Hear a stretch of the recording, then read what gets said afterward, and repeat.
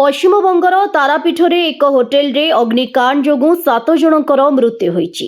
एथिरे प्राय 11 जन आहत मध्य होईछंती।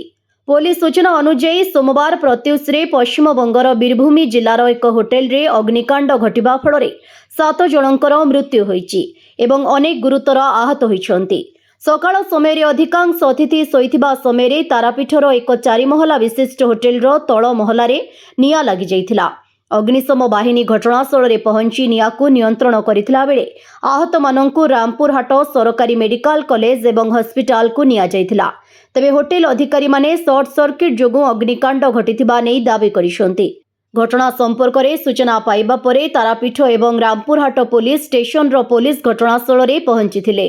अधिकारी माने कहिसंती जे मृतकंक मध्यरे किछि तीर्थयात्री मध्य अछंती जेउ माने प्रसिद्ध काली मंदिर रे पूजार्चना करिबाकू आसिथिले।